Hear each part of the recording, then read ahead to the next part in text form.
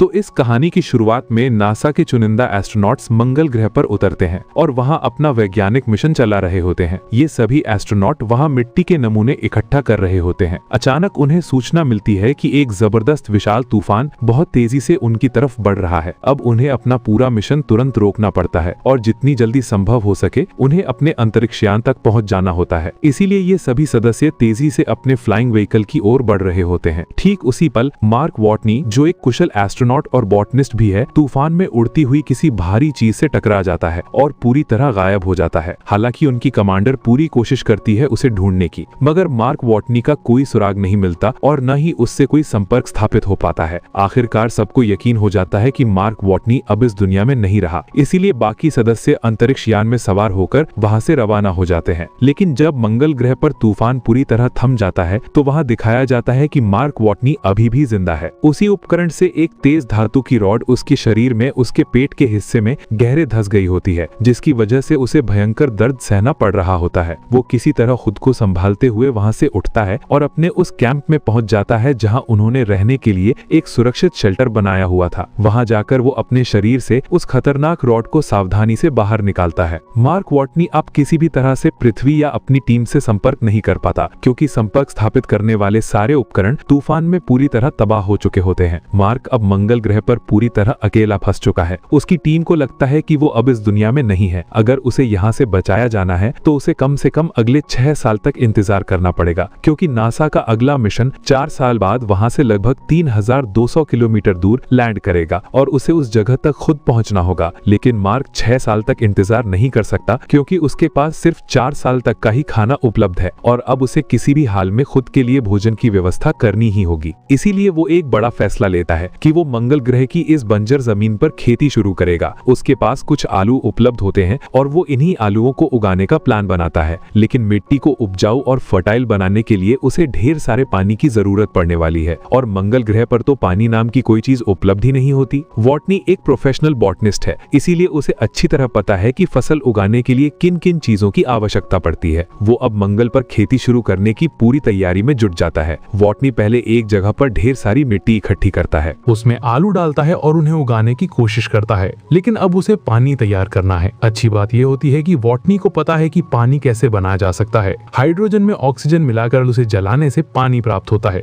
और यहाँ पर वॉटनी के पास सारे जरूरी साधन मौजूद होते हैं और वो ठीक वैसा ही करता है। पर जब वो पहली बार हाइड्रोजन में ऑक्सीजन डालकर मिलाता है तो एक जबरदस्त विस्फोट हो जाता है, क्योंकि वो कमरे में मौजूद ऑक्सीजन की मात्रा को कैलकुलेट नहीं करता जो उसकी सांसों से निकलता रहता है। लेकिन अगली बार वो हाइड्रोजन और ऑक्सीजन को सही अनुपात में मिलाकर जलाने में सफल हो जाता है और अब वहाँ पर पानी बनना शुरू हो जाता है। दरअसल इस प्रक्रिया से वाष्पीकरण होता है, जिससे वहाँ पर पानी की छोटी छोटी बूंदें बनने लगती हैं और उसकी मिट्टी को जितने पानी की आवश्यकता होती है वहाँ पर पानी तैयार हो जाता है और कुछ दिनों के बाद वहाँ पर पहला पौधा अंकुरित होता है, जिसे देखकर वॉटनी को बहुत ज्यादा खुशी मिलती है। वहीं दूसरी तरफ पृथ्वी पर यह घोषणा कर दी जाती है कि वॉटनी अब इस दुनिया में नहीं रहा। पूरी मीडिया में ये खबर फैल जाती है और वो उसका अंतिम संस्कार भी कर देते हैं। और अगले दिन जब उनकी एक ऑपरेटर सैटेलाइट से मंगल की तस्वीरें देख रही होती है तो वो देखती है कि वहाँ पर जो उनके उपकरण थे वो एक जगह से दूसरी जगह पर स्थानांतरित हो गए हैं। दरअसल ये वो सोलर पैनल्स थे जो वॉटनी ने एक जगह से दूसरी जगह शिफ्ट किए थे। वो अपने सीनियर्स को बुलाती है और वो सब समझ जाते हैं कि वॉटनी मंगल पर अभी भी जीवित है। लेकिन उनका सीनियर कहता है कि हम जानते हैं कि वो जिंदा है, लेकिन जब तक हम वहाँ पर पहुँचेंगे वो भूख से मर जाएगा। और उसका कहना कहीं न कहीं सही भी होता है, क्योंकि पृथ्वी से मंगल तक पहुँचने के लिए उन्हें कई महीनों का सफर तय करना पड़ेगा और वो जानते हैं कि वॉटनी के पास इतने लंबे समय के लिए खाना नहीं है। अब वॉटनी को मंगल पर पूरे 70 दिन हो चुके हैं और वो हिसाब लगाता है कि नासा का अगला मिशन जो मंगल पर उतरेगा वो 4 साल बाद उतरेगा और वो भी यहाँ से 3220 किलोमीटर दूर, और तब उसे वहाँ पहुँचना होगा। और इस सफर को तय करने में उसे करीब 50 दिन लग जाएंगे, क्योंकि उसके पास जो गाड़ी है वो उसे एक दिन में 35 किलोमीटर से ज्यादा नहीं चला सकता, क्योंकि उसके बाद उसे उसके सोलर पैनल्स को रिचार्ज करना होगा। वहाँ नीचे नासा में लोग वॉटनी तक खाना और मदद पहुँचाने के लिए तैयारी करते हैं और इन्हें इसकी पूरी तैयारी में 3 महीने लगेंगे। और जिस अंतरिक्ष यान को ये मंगल पर भेजेंगे उसे वहाँ पहुँचने में 9 महीने लगेंगे, यानी पूरा 1 साल। वहीं ऊपर मंगल पर वॉटनी की आलू की फसल को पूरे 48 दिन हो गए। उसने 400 पौधे उगाए जो कि उसकी उम्मीद से कहीं ज्यादा बेहतर तरीके से बढ़ रहे थे, और अब वो आलू निकालता है और छोटे आलूओं को फिर से वो लगाता है। वॉटनी यहाँ पर खाद के लिए अपना मल इस्तेमाल करता है, पर वो अच्छी तरह जानता है कि अगर उसने नासा से संपर्क नहीं किया तो वो भले कितनी भी आलू उगा ले पर वो जिंदा नहीं बच पाएगा। इसीलिए वो वहां से एक ऐसी जगह की ओर निकलता है जहां पर एक पाथफाइंडर मौजूद होता है जो 1997 में खराब हो चुका था और उसका संपर्क पृथ्वी से टूट गया था। और जब वॉटनी उस तरफ बढ़ता है तो नीचे से नासा की टीम जो लगातार उसकी हरकतों पर सैटेलाइट के जरिए नजर रख रही होती है, वो समझ जाती है कि मार्क वॉटनी उस पाथफाइंडर को लेने जा रहा है, क्योंकि वहां उसके अलावा और कुछ भी नहीं होता और ये बहुत पुराना सिस्टम होता है और ये सिर्फ मंगल से फोटो खींचकर भेज सकता है। इसीलिए वॉटनी उस कैमरे के सामने 3 बोर्ड लगाता है। उसमें जो बीच वाला बोर्ड होता है उसमें लिखा होता है कि आपको मेरे सिग्नल मिल रहे हैं, और बाएं वाले बोर्ड में यस लिखा होता है और दाएं वाले में नो। और नासा नीचे से उस पाथफाइंडर के कैमरे को यस की तरफ घुमा देता है और वॉटनी समझ जाता है कि वो मुझे देख रहे हैं और इस बात से उसे बहुत ज्यादा खुशी होती है। और इसके बाद वॉटनी उनसे बात करने के लिए कोड्स का इस्तेमाल करता है और अब ये आपस में मैसेज के माध्यम से बात कर सकते हैं। और नासा से उसे मैसेज भेजा जाता है कि तुम्हारे लिए खाना और जरूरी सामान भेज रहे हैं। वॉटनी को यहाँ पर यह भी पता चलता है कि अभी तक नासा ने उसके क्रू को ये नहीं बताया कि वो जिंदा है और जिस क्रू का ये सदस्य था वो अभी भी अंतरिक्ष में है और पृथ्वी की तरफ आ रहे हैं। और अब नासा वॉटनी के क्रू को बता देती है कि वॉटनी जिंदा है। इससे उसके क्रू मेंबर्स को बहुत खुशी होती है और दुख भी। उन्हें दुख इसलिए होता है कि वो वॉटनी को वहाँ अकेला छोड़ आए थे,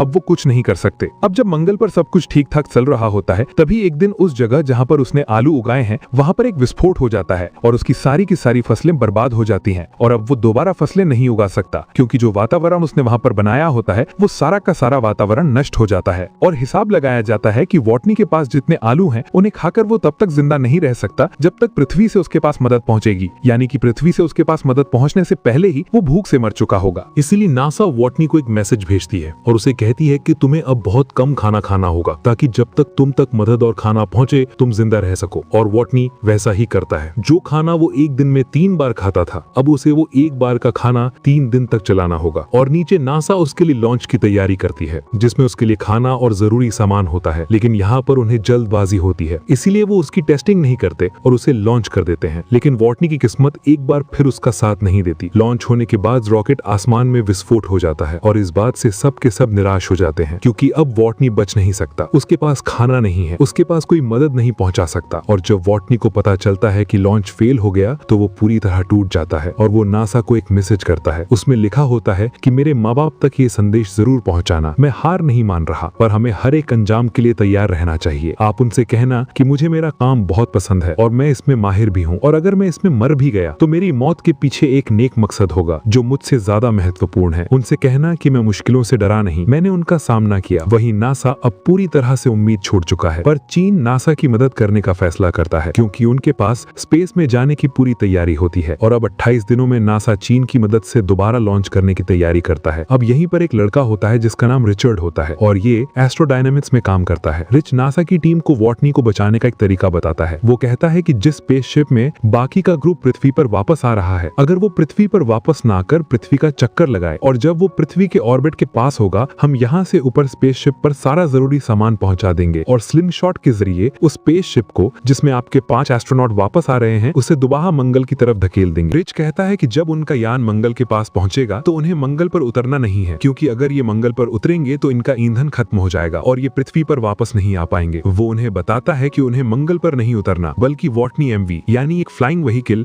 जो पहले से मंगल पर है उससे वॉटनी को मंगल के ऑर्बिट से बाहर आना होगा और जब वो ऊपर आएगा तो उसे बाकी के क्रू मेंबर्स पकड़ लेंगे। पर ये सब इतना आसान नहीं होता। इसमें सिर्फ वॉटनी की जान बचाने के लिए नासा वाले 5 एस्ट्रोनॉट्स की जान खतरे में नहीं डाल सकते, और अगर वो ऐसा करते हैं तो वो वॉटनी के पास वक्त से पहले पहुंच जाएंगे। लेकिन बाकी के क्रू जो अब अपने घर पहुंचने वाले हैं उनका मिशन 533 दिन और बढ़ जाएगा और नासा ये तय करती है कि वो ये नहीं करेंगे क्योंकि वो सिर्फ वॉटनी की जान बचाने के लिए, जिसकी जान बचने की उम्मीद पहले से बहुत कम है, अपने 5 एस्ट्रोनॉट्स की जान खतरे में नहीं डाल सकते। वहीं मंगल पर वॉटनी अब उस काम को पूरा करने में जुट जाता है जिसके लिए वो यहाँ आया था और जो तूफान की वजह से अधूरा रह गया था। वहीं दूसरी तरफ रिच पर्नल, वही लड़का जिसने नासा को वॉटनी को वापस लाने का प्लान बताया था, वो किसी तरह से वॉटनी तक पहुंचने का पूरा प्लान इन 5 एस्ट्रोनॉट्स तक पहुंचा देता है और ये पांचों नासा की अनुमति के बिना ही वॉटनी को वापस लाने का फैसला करते हैं। और जब नासा देखता है कि उनके फ्लाइंग व्हीकल की दिशा बदल रही है तो समझ जाते हैं कि ये पांचों एस्ट्रोनॉट अब वॉटनी को लेने वापस जा रहे हैं और नासा उन तक उनका सारा जरूरी सामान पहुंचा देता है। इस काम में चीन उनका साथ देता है। वहीं मंगल पर वॉटनी उस फ्लाइंग व्हीकल तक पहुंचने के लिए निकल पड़ता है जिस पर बैठकर वो मंगल के ऑर्बिट से निकलकर उस यान तक पहुंच जाएगा जिसका नाम हमी है, जिसमें वॉटनी के 5 एस्ट्रो दोस्त उसे लेने आ रहे हैं। वॉटनी अब 90 दिन के लंबे सफर के बाद उस जगह तक पहुंच जाता है जहां से वो मंगल से से निकल सकता है, पर ये इतना आसान नहीं है क्योंकि इस फ्लाइंग व्हीकल में वजन बहुत ज्यादा होता है। इसीलिए वॉटनी को उसके लगभग सारे पार्ट्स निकालने पड़ते हैं, क्योंकि अगर वजन कम नहीं हुआ तो वॉटनी अंतरिक्ष तक पहुंच नहीं पाएगा। और जिस फ्लाइंग व्हीकल से वो 5 एस्ट्रोनॉट आ रहे हैं, अगर वो मंगल पर उतरा तो उनका ईंधन खत्म हो जाएगा और वो वापस पृथ्वी पर उतर ही नहीं पाएंगे। इसीलिए वॉटनी को अपने फ्लाइंग व्हीकल से 5000 किलो कम करना होगा और वॉटनी को अपने फ्लाइंग व्हीकल से सभी सामान को उतार कर बाहर फेंकना पड़ता है। और अब वॉटनी एक ऐसी फ्लाइंग व्हीकल से अंतरिक्ष में जाएगा जिससे अंतरिक्ष तक पहुंचना बहुत मुश्किल है, पर वॉटनी को ऐसा करना पड़ता है। पूरी दुनिया की नजर इस मिशन पर होती है और वॉटनी टेक ऑफ करता है और अब उसका फ्लाइंग व्हीकल अंतरिक्ष की तरफ उड़ना शुरू हो जाता है और वो अंतरिक्ष में पहुंच जाता है। उसे उसके साथ ही रेडियो के जरिए कम्युनिकेट करने की कोशिश करते हैं, पर वो दबाव की वजह से बेहोश हो गया होता है, इसलिए बात नहीं हो पाती। पर कुछ देर बाद उसे होश आ जाता है और सब बहुत खुश हो जाते हैं। अब यहाँ पर एक और मुसीबत आ जाती है कि स्पेसशिप की स्पीड बहुत तेज होती है और उसे पकड़ना इतना आसान नहीं है। वॉटनी कहता है कि मैं अपने स्पेस सूट में छेद कर दूंगा और उसमें से जो हवा निकलेगी उससे मैं खुद को दिशा देकर तुम तक पहुंच जाऊंगा। उसके साथी उसे ऐसा करने से रोकते हैं। वहीं अभी भी स्पेसशिप की गति बहुत तेज है, इसीलिए उन्हें एक बम बनाकर अपने स्पेसशिप का एक हिस्सा उड़ाना पड़ता है, जिससे उसकी स्पीड कम हो जाती है। और अब उन्हें वॉटनी अपनी तरफ आता दिखाई देता है और स्पेसशिप की कमांडर एक फ्लाइंग चेयर पर बैठकर वॉटनी को पकड़ने के लिए जाती है, पर जिस रस्सी से वो बंधी होती है वो खत्म हो जाती है और वॉटनी तक पहुंचना असंभव हो जाता है। और वॉटनी यहाँ पर वही करता है जो उसने कहा था। वो अपने स्पेस सूट में छेद करता है और अपने फ्लाइंग व्हीकल को छोड़ देता है और उसके स्पेस सूट से जो हवा निकल रही होती है वो उससे खुद को दिशा देता है और किसी तरह से वो अपनी कमांडर तक पहुंच जाता है, जो उसे चेयर पर बैठकर वहां लेने आई होती है। लेकिन जैसे ही उसका हाथ पकड़ने वाला होता है वो उसके हाथ से छूट जाता है, लेकिन जिस रस्सी से वो बंधी होती है वॉटनी उस रस्सी को पकड़ लेता है और इस तरह से ये वॉटनी को वापस अपने स्पेसशिप में ले आते हैं और वॉटनी की जान बच जाती है। और इतनी मुश्किलों का सामना करने के बाद जब वॉटनी पृथ्वी पर आता है तो वो एस्ट्रोनॉट्स का इंस्ट्रक्टर बन जाता है, जो उन्हें ये सिखाता है कि दूसरी दुनिया में दूसरे ग्रह पर जिंदा कैसे रहा जाता है। और इसी के साथ ये फिल्म, ये कहानी यहीं पर समाप्त हो जाती है।